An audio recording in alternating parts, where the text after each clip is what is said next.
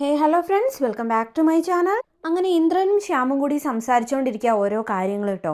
എന്തായാലും ശ്യാമ് തങ്ങളെ വിശ്വസിച്ചിട്ടുണ്ട് എന്നുള്ള കാര്യം മനസ്സിലാക്കിയപ്പം ഇന്ദ്രൻ അനുപമയോട് പറയുന്നുണ്ട് ശ്യാമ് പോയതിന് ശേഷം എന്തായാലും ഒരാളെങ്കിലും നമ്മുടെ വിശ്വാസത്തിലുണ്ട്, ശ്യാമെങ്കിലും നമ്മളെ വിശ്വസിക്കുന്നുണ്ട് അനു, കുറച്ചെങ്കിലും സമാധാനം ആയില്ലേന്ന് ചോദിച്ചപ്പോൾ അനുപമ പറയുന്നുണ്ട്, ഇല്ല ഇന്ദ്രേട്ടാ, എനിക്ക് സമാധാനമാണെങ്കിൽ ആ CCTV ഫൂട്ടേജുകൾ കിട്ടുക തന്നെ വേണം, ഇല്ലെങ്കിൽ ഒരിക്കലും ഈ കേസ് നമുക്ക് ഊരിപ്പോകാൻ കഴിയില്ല എന്ന് പറയാം കേട്ടോ.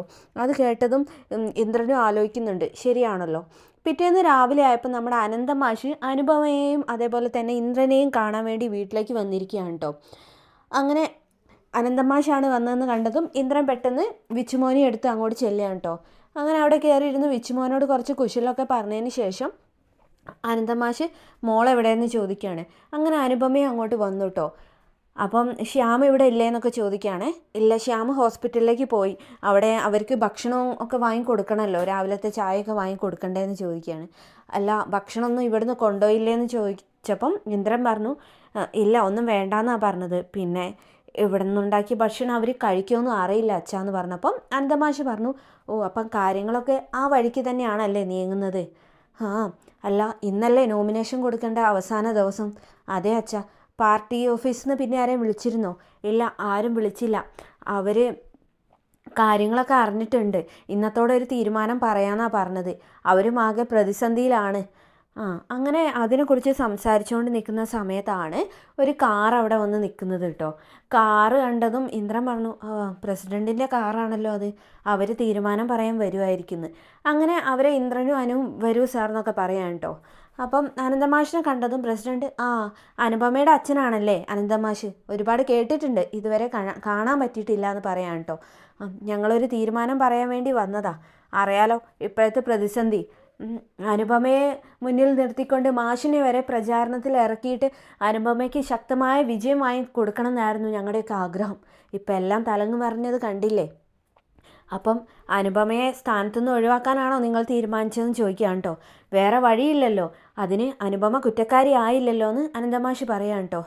കുറ്റക്കാരി ആവണമെന്നില്ല, ആരോപണം വന്നാൽ തന്നെ പാർട്ടിക്ക് ദോഷം ചെയ്യില്ലേ മാഷേ, പാർട്ടിയുടെ പ്രതിച്ഛായ മാറിയില്ലേ, അതുകൊണ്ട് തന്നെ വാസന്തിയെ സ്ഥാനാർത്ഥിയായിട്ടാണ് നിർത്താനാണ് ഇപ്പോൾ തീരുമാനിച്ചിരിക്കുന്നതെന്ന് പറയാം കേട്ടോ.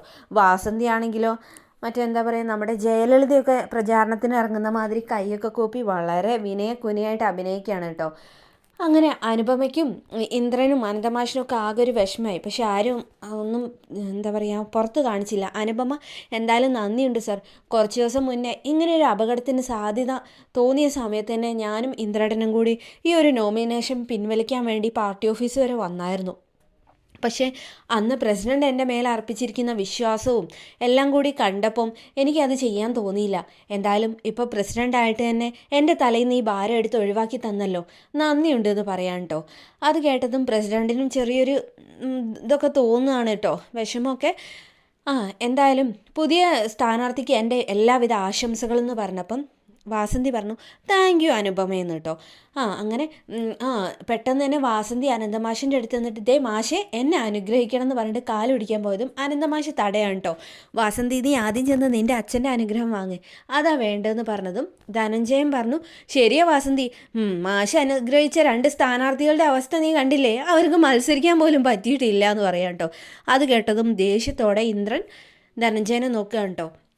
അപ്പോൾ അല്ല, നീ സ്വന്തം അച്ഛൻ്റെ അനുഗ്രഹം ആദ്യം വാങ്ങേണ്ടതെന്നാണ് ഞാൻ ഉദ്ദേശിച്ചതെന്ന് ധനൻ പറയുകയും ചെയ്തു കേട്ടോ.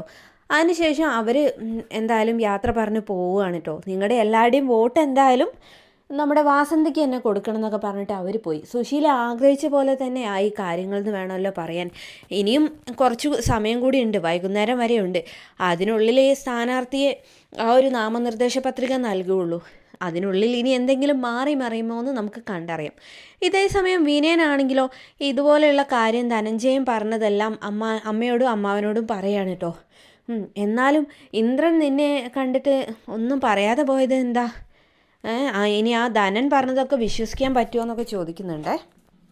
ശേഷം പാർട്ടി ഓഫീസിലെത്തിയതിന് ശേഷം അനുപമയുടെ ആ ഒരു പോസ്റ്റർ എല്ലാം കീറി ഒഴിവാക്കി അവിടെ പകരം വാസന്തിയുടെ ആ ഒരു ചിത്രം പതിച്ച പോസ്റ്റർ ഒട്ടിക്കാൻ പ്രസിഡന്റ് നിർദ്ദേശം കൊടുക്കാൻ കേട്ടോ. വാസന്തി അതൊക്കെ അങ്ങ് ആസ്വദിച്ച് നിൽക്കാൻ കേട്ടോ. അനുപമയുടെ ആ ഒരു പിക്ചർ കീറുന്നതും വാസന്തിയുടെ ഫോട്ടോ അവിടെ ഒട്ടിക്കുന്നതും ഒക്കെ. ധനഞ്ജയനും ആകെ ഉഷാറായി നിൽക്കുക. ഇനി എല്ലാവരും പോയിട്ട് റെഡി ആയിട്ടൊക്കെ വന്നോളൂ, നാമനിർദ്ദേശ പത്രിക കൊടുക്കേണ്ടത് 3 മണിക്കാണെന്ന് അറിയാലോ എന്ന് പ്രസിഡന്റ് പറയാം കേട്ടോ. അപ്പം വാസന്തി ധനഞ്ജയനോട് പറഞ്ഞു, ധനേട്ടാ ഒന്ന് പെട്ടെന്ന് വന്നേ, എൻ്റെ ഈ സാരിയൊക്കെ ചുളിഞ്ഞു, വേഗം വന്നിട്ടേ ധനേട്ടൻ ആ സാരി ഒന്ന് അയൺ ചെയ്ത് തന്നേ, എന്നിട്ട് വേണം എനിക്കൊന്ന് കലക്കാമെന്ന് പറയാം കേട്ടോ. ധനഞ്ജയനാകെ നാണക്കേടായിട്ടോ. ആ സമയത്ത് പാർട്ടി പ്രവർത്തകരും നമ്മുടെ സുകുമാരി എല്ലാവരും ചിരിക്കുന്നുണ്ട് കേട്ടോ. എന്തായാലും ധനഞ്ജയനുള്ളതുകൊണ്ടേ വാസന്തിക്ക് വേണ്ടി പ്രവർത്തിക്കാൻ പുറത്തുനിന്ന് വേറെ ഒരാളുടെ ആവശ്യമില്ല.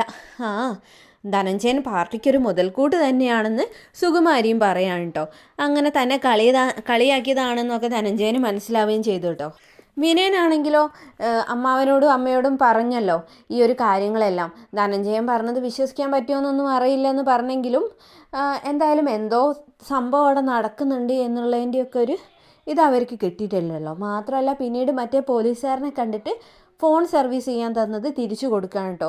അതിനുശേഷം ആമിയെല്ലാം ആ ഒരു ഇന്ദ്രൻ്റെ രഘുവിൻ്റെ കൂടെ കണ്ട പെണ്ണിൻ്റെ അഡ്രസ്സാണല്ലോ, അത് ദാസാറിൻ്റെ അഡ്രസ്സ് തന്നെയാണ് കേട്ടോ പോലീസുകാരൻ കൊടുത്തത്.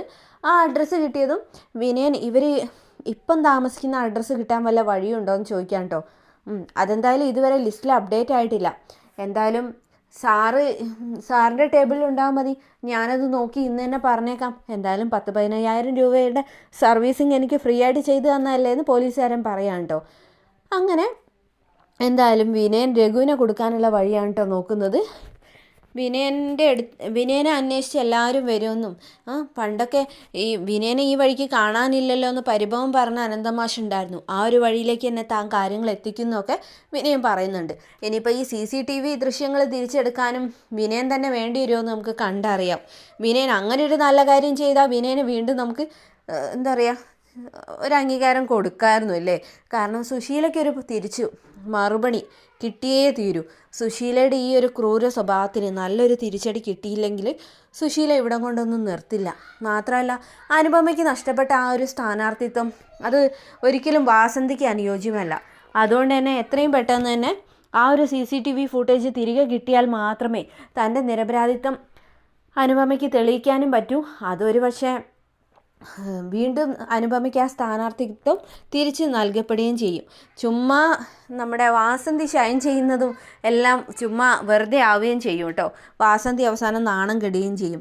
അനുപമ ഒരു കുറ്റവും ചെയ്തിട്ടില്ലെന്നും ആ ഒരു വീഡിയോ ശരിക്കും വൈറലാണ്. അപ്പം അമ്മായിയമ്മയുടെ ക്രൂരത അനുഭവിക്കുകയും അതിൽ നിന്നൊരു ഫീനിക്സ് പക്ഷിയെ പോലെ ഉയർത്തെഴുന്നേൽക്കുകയും ചെയ്ത അനുപമയ്ക്കായിരിക്കും കൂടുതൽ വോട്ടും വിജയസാധ്യതയെന്ന് തിരിച്ചറിഞ്ഞ പാർട്ടി നിസ്സംശയം നമ്മുടെ വാസന്തിയെ തള്ളിക്കളഞ്ഞ് അനുപമയെ തന്നെ സ്ഥാനാർത്ഥിയായി തീരുമാനിക്കുകയും ചെയ്യും. വീണ്ടും അടുത്ത കിടിലൻ വീഡിയോയിൽ കാണാം. അതുവരേക്കും thanks for watching my channel.